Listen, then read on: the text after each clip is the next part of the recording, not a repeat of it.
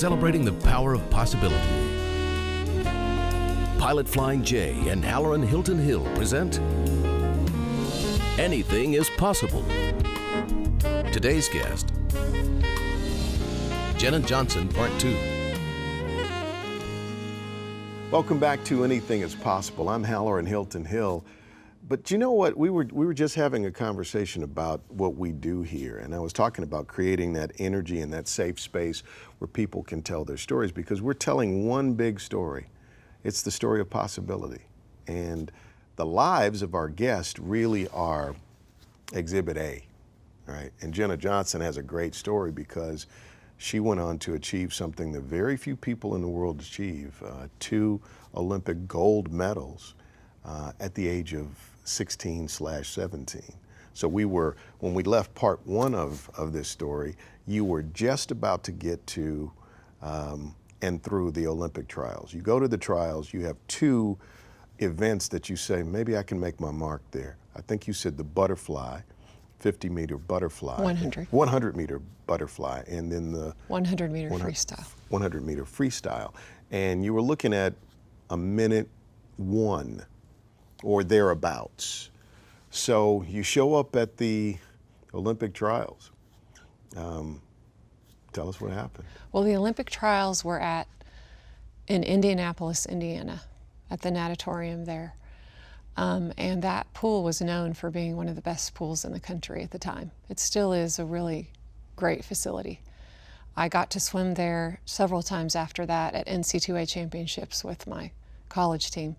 So I got to create great memories there the first time. But I remember, leading up to that meet, the meet happened in June. And I can't give you the exact date, but in California, school doesn't end as early as it does here. So I was still finishing up my junior year of high school. And in order for me to compete in the trials, I had to leave school before it was over. Of course, the teachers had figured out what I was doing, and they let me take my final exams early so I could leave school and go on to the trials. So that was amazing. So anyway, we, of course, had to get on a plane and fly there and everything, and there's a time change factor. And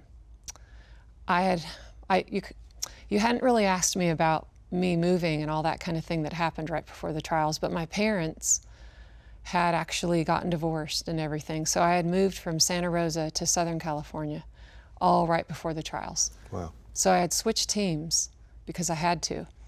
And thankfully, I found a coach that just seemed to figure me out really fast. So one more little factor that you might not have thought of was I'd switched teams and was swimming with this new team for about 1.5 years before I qualified for the trials. And this new coach had already been training other swimmers who had either been Olympians already or were just as high up as I was.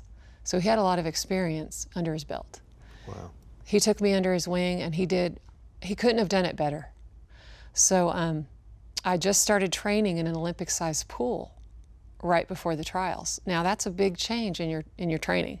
You're going from a 25-yard pool every day to a 50-meter sized pool. So it's over twice as long, and it's a much different race. The 100-meter butterfly is very different than the 100-yard butterfly, because you're going down and back instead of down and back, down and back. So there was a lot of learning I had to do really fast at the last minute, training in a pool like that. But it was so, the timing was perfect. It was wonderful to have that. Most swimmers were training long course for years and years before they went to the Olympic trials, but not me. So now when we come back, I want to pick up when you dive into the pool at the trials. I want to know the trials.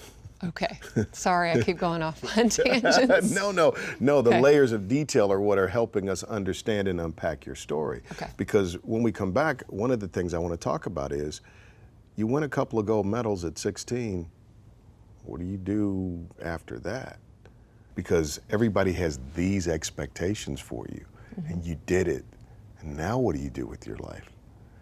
So I want to talk about that. Jenna Johnson is my guest.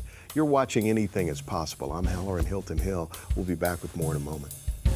Possibility powered by Pilot Flying J, Covenant Health, Home Federal, and the Knoxville News Sentinel. Coming up, The thing that I was shooting for was right in front of me, and it was like the gold medal was just frosting. Welcome back to Anything is Possible, 2 gold medals. Jenna Johnson is here. She's a swimmer and a coach. I'll tell you more about that in just a moment. So we're right at the trials now, and you were going through trials leading up to the trials. Your family split. What'd that do to you? It was devastating. I mean, we had to move, out of our house. And I was going to a high school at the time with my really good friends that I had grown up with. So I was moving away from my buddies, and my brothers went. I have now 3 brothers, but at the time had 2. And my 2 brothers moved with my father up north to the Sierra Nevada area, and I moved down south with my mom. Why did you move down south with your mom? Well, I felt guilty at the time for making this choice, but I know that I did the right thing. But I knew that the swimming opportunity was going to be so much greater down there. Where my dad was moving, I didn't even know of a swim team but one. And I knew that I was at a time in my career that who I swam with was going to determine my future. Did you need the swimming to get you through the trials? Swimming was therapy. It was therapy for me. I didn't realize it at the time, but it was the constant in my life. Just like when you're a kid and you get home from a hard day of school and you go home and you have your bedroom, And swimming was the constant. It was the one thing that I could rely on. So definitely swimming it helped me through it. So did you win a gold medal because you were trying to get a gold medal, or did you win a gold medal because you were trying to win life?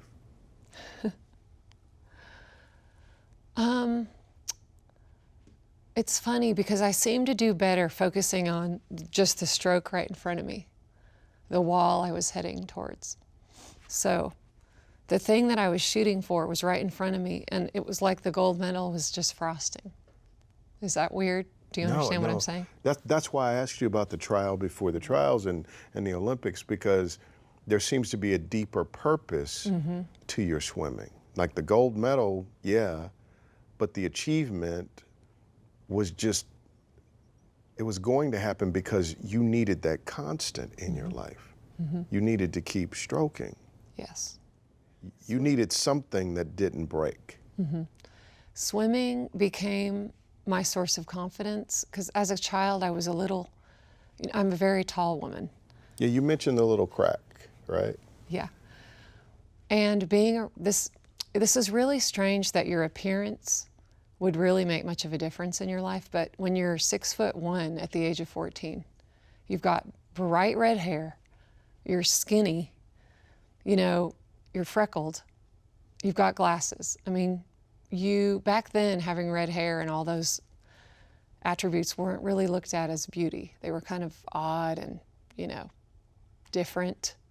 So I had to kind of wade through all that and find something I was good at to have confidence in myself. And I finally found it in swimming. And then, so it started out as a confidence builder, and it really helped me come out of my shell. And then it became something that I just loved. I just couldn't get enough of. And then I realized I was so good at it that I could really make strides. So when kind of all these other things came about and these opportunities, I was just overjoyed with it all. So it started out one way and kind of developed into something else. So when I was at the trials, I remember one of the first things I did when I walked in, you open the doors of the natatorium. These are indoor pools. The smell of chlorine, you know that smell. That smell is so familiar to me. Like the smell of chlorine and the feeling and the sounds and the echoing and all that. I walk in and I'm like, okay, I'm here, And you walk over they usually have a posting. All the events, there's a posting of all the swimmers that are going to be swimming and their times. And in the 100-meter butterfly, Halloran, I was probably seated 19th or 20th or something like that. Do you know how fast you have to go to make the Olympic team and what place you have to get? First or second? Right. In the whole country. So I walk in and I'm looking at the list and I'm like down around 20. Do you think that fazed me at all? No. not at all, because of the perspective I had going in. Which was? I was the underdog. You know, I was going to do my best time, and if my best time made the team, yay. But I was there to just perform at my greatest level ever with the best swimmers in the entire country. And if I made the team, I was just going to be pumped. Wow. You know? You made the team. You won 2 gold medals. You ever cry in your goggles? I didn't cry over making the Olympic team in my goggles. I've cried in my goggles in the middle of practices. Practices that push you so hard that you think you're going to either pass out or throw up. That's when I cry, mostly in my goggles. When you're standing on that top step and they're putting the medals around your neck and the national anthem is playing, based on the trials that led up to that moment, maybe you spoke to this just a second ago, could you feel any of that? Yes. I could feel excitement and gratitude. I know you like that word. And just kind of seeing your life in a video, kind of playing from your childhood all the way up to that point. Yes, definitely. But did you think, I'm 17, now what do I do? I mean, now you have gold medal expectations on your life. You don't have the underdog card to play. Well, fortunately for me, you think of it maybe as a difficult thing, but because it happened at a young age, I still had my senior year of high school to go and all of college. And of course, your junior year is the pivotal year. That's when, if you're thinking about competing in college, that's when the recruiting is happening, the phone calls, the letters, you know, all that kind of stuff is starting to happen. And then, of course, the Olympics happen, and then it's like, all right, Jenna, take your pick. Where do you want to go to school? Right. So you picked Stanford. Yeah, I did. Yeah, and you had a great run at Stanford. You also have gone on to coach at the University of Tennessee. You wanted to do this. You thought TV was going to be your thing. I did. I think you could do it. I think you Even could do now? it. Yeah, I think you could do it. Somebody on set, was it Chaz that said she looked like Nicole Kidman? That's what they said you looked like on the camera. Oh my goodness, that is a huge compliment. My question though to you is, why did you choose to coach, and why do you coach young people? Because I went to a meet and you're coaching these young people, and I remember you were on the pool deck and you said, some of these kids, it's their first time, and they don't know how great they are or how beautiful they are or how wonderful they are. I wonder if all that you went through and what swimming meant to you to give you a sense of meaning and purpose is really the deeper thing that drives you as a coach. Definitely. As a coach, I've gotten to coach kids at all levels now and through adulthood and triathletes. And I seem to want to go back to the beginning where it all starts.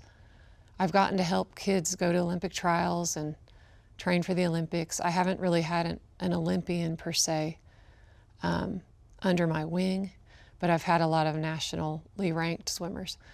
But the reason why I think I keep going back to the beginning is because I can remember like it was yesterday what it felt like when my very first coach, her name was Sherry, she had really long red hair, straight, just like my daughter's. The more my daughter's hair grows, the more she reminds me of Sherry. And she was so encouraging and so thoughtful in what she said to me when I was only 8 years old. And that set me on my way. So I try to be very careful with what I say to these kids, because I know that some of these words are going to be stuck in their head for the rest of their life. Yeah, you want the good stuff to stick. Yes. Because the bad stuff doesn't need any help sticking. Bad stuff is super That'll sticky. stay anyways. I want to take a break. When we come back, I want to talk about your family and your future. Okay. When we come back. This is Jenna Johnson. You're watching Anything is Possible. I'm Haller in Hilton Hill. Back with more in a moment. Coming up. The doctor who helped save my life at that time said that he thought that I wouldn't have made it through that if I hadn't have been an Olympic swimmer. Welcome back to Anything is Possible. I'm Haller in Hilton Hill, and this is Jenna Johnson. So, Olympics, Stanford, coaching at UT, coaching now in the community, and now the reveal, helping me learn to swim. I don't call it coaching yet, but I do. thank you for being here today. Tell me about your family. Tell me about your kids and your husband. Well, thank you for asking. My husband is Joel Yonker, and he owns a local business in town, Creative Edge Graphics. They've been, I think, in existence for about 25 years now. And then we have 2 children, Baylor, who's 16, and he goes to Grace Christian. He's a sophomore there. And then Callie, who's 11, and she goes to Berean Christian. Do they swim? They do. Both of them have kind of looked at swimming more, I think, as a social, fun, just do it in the summer thing like I did when I was younger. Neither of them have made a decision to make it something really year-round for them. What's your purpose? I think I'm still discovering what that is, but I know that there's a reason that I'm here. When Baylor was born, you may not know this except for my mother-in-law, might have shared this with you once, but when Baylor was born, both of us were pretty much facing, death was right there. We had a lot of complications because my appendix burst while I was pregnant with Baylor. So that experience in my life, that was the only kind of near-death experience I think I've ever really had. And that experience and pulling through that experience made me realize that God had a plan for me that was going to extend past Baylor's birth, and it was going to carry me into my latter years. The doctor who helped save my life at that time said that he thought that I wouldn't have made it through that if I hadn't have been an Olympic swimmer. Isn't that crazy? How so? Because he said my body was really strong for my age, and it was able to fight off the infection that could have killed other people. But do you know how I looked at it? One day it dawned on me when Baylor was probably a toddler that God probably used my Olympic swimming to strengthen me for my future because he knew I was going to go through that situation. Wow. So it was a preventative thing. So do you think that has been the track of your life, that the difficult things that you've had to swim through were also strengthening things? Yes, they were preparations for what I was going to go through in the future. Like if you hadn't moved to Southern California, if you hadn't had the opportunities, if you didn't have big goals to absorb the pain of those tough times in your life, you might not have survived them. That's right. Yeah. If there was a little redhead girl watching this show today and you were saying, you know what, I want to give you a master class in possibility. This is what I've learned from my life. What would you teach her about possibility and how the active role that you have to play in manifesting the vision that comes to you? First of all, I would tell that little girl to pay attention to what she loved, to her dreams, what things really she was attracted to. I would tell her to pay attention to those things, because what I've noticed in my life and watching my children grow and working with kids is that the things that they really love are the things that they're going to excel in. And the love that they have for certain activities, whether it be, it could be a musical instrument or some kind of a drawing thing that they could do in art. Maybe they're really good at art. Maybe they can sing. Maybe it is a sport. Whatever talent that seems to be attracting them or things that they're really good at are the things that they're going to be excellent in. So I find myself not only having to talk to little ones like this little redhead, but the parents, to encourage their children to keep pursuing the things that they love. If the parents try to make their child do something that they don't love, it's never ever going to work. And I see that happening, and it makes me sad because I see where it's heading and I can predict the future.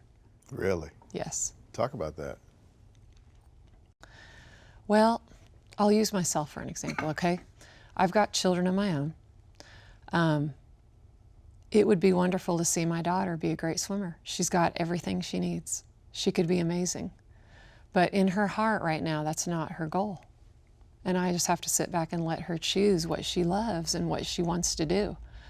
But there are parents out there that don't realize how damaging that can be, and they go ahead and push it along. They prematurely push it along and try to put their child in certain situations where they think they're going to grow and flourish, and it backfires because the child's heart and mind aren't in it. Do you believe that anything is possible? I do. Yeah. Take 20 seconds and talk about hard work. Because if you love something, then you'll put in the work. That's good.